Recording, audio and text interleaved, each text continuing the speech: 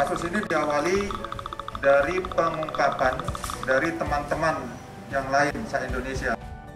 Kami sita awalnya dari Mas Puri CS dengan 8 orang asosiatnya, teman-temannya.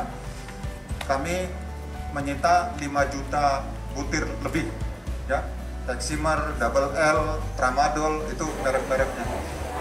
Semuanya ini kami analisa dan kami mendapatkan petunjuk bahwa pengiriman dari Jogja, sehingga kami mengajak teman-teman dari Ditres Narkoba Polda Jogja dan Ditreskrim mengejar para tersangka ini. Kami menemukan tempat ini. Nah, yang pertama ditemukan adalah saudara Ardi sebagai saksi dan Wisnu. Nah, saudara Wisnu dan Ardi diperiksa mengatakan bahwa atasannya adalah saudara Daud. Daud dikejar satu tempat, ditangkap di rumahnya, dan akhirnya Daud mengatakan bahwa ini semua tanggung jawab dari kakaknya, saudara Joko, ya. Dan kami menemukan bukan hanya di sini, jadi ada 2 TKP sebenarnya yang sama dengan ini, tempatnya di Ring Road Sleman, kira-kira jaraknya 5 km dari sini, dengan mesin-mesin yang sama. Jadi kami menemukan di tempat ini dan di tempat yang TKP satunya barang-barang yang pertama yang sudah siap edar, ya. Rekan-rekan lihat di sana ada yang sudah di packing, satuannya mereka koli. Lalu ada bahan-bahan kimia yang digunakan untuk memproduksi obat ini. Lalu mesin-mesin, dari mulai mesin oven, mixer, mesin coating, dan mesin pengering, semuanya lengkap. Dapat kita katakan bahwa penemuan 2 tempat ini sebagai pabrik level mega besar begitu. Nah, akhirnya kami menangkap saudara Joko di kediamannya, satu tempat yang tidak jauh dari sini, dan kami memeriksa yang bersangkutan, dan akhirnya kami mendapatkan keterangan bahwa dia dikendalikan oleh seseorang inisial EY yang kami masuk DPO, dan baru tadi malam kami menangkap seorang tersangka atas nama AS, ya, seorang ibu.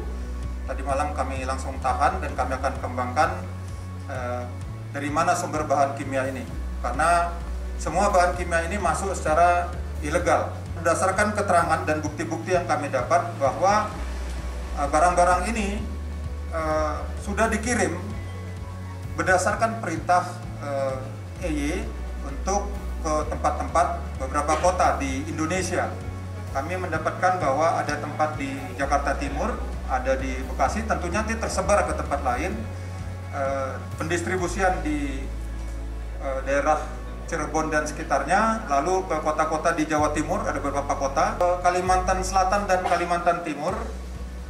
Pengakuan yang bersangkutan bahwa produksi ini biaya produksinya sampai 2-3 miliar dibutuhkan oleh Joko, baik untuk bahan maupun penggajiannya.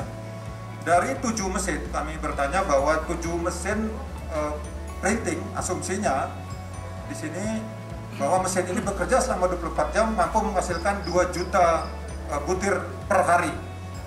2 juta butir per hari, jadi kalau sebulan itu 420 juta butir. Andai kata dia full bekerja 24 jam. Nah, Joko menjelaskan bahwa semuanya berdasarkan pesanan. Barang-barang ini adalah obat-obat keras. Obat-obat keras sendiri itu dalam konsumsinya sejatinya harus dengan resep dokter. Tapi apa yang ada saat ini adalah dia obat keras ilegal, karena tersangka Joko dan teman-temannya tidak ada yang mempunyai keahlian atau di bidang kefarmasian, dan izinnya pun sama sekali tidak ada. Jadi dampaknya akan sangat berbahaya. Kami akan terus mengembangkannya, dan jika kami berhasil menangkap jaringan semua, kami akan mengembangkan ke arah tindak pidana pencucian uang. Di tengah-tengah pandemi COVID-19 tentunya bukan hanya dampak kesehatan yang dirasakan oleh masyarakat, namun juga dampak penyerta lainnya tentunya peredaran obat-obat ini menjadi salah satu alternatif yang kemungkinan justru akan menimbulkan gangguan kesehatan kepada masyarakat. Oleh karena itu ini menjadi salah satu target operasi daripada jajaran Baris Krim Polri dan kewilayahan untuk melakukan penindakan dan penanggulangan.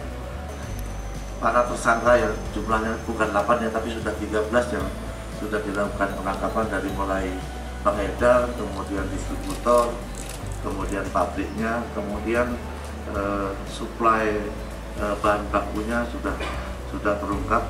Ancaman hukuman pasal-pasal undang-undang kesehatan terutama akan kita terapkan 15 tahun penjara dan denda 200 juta.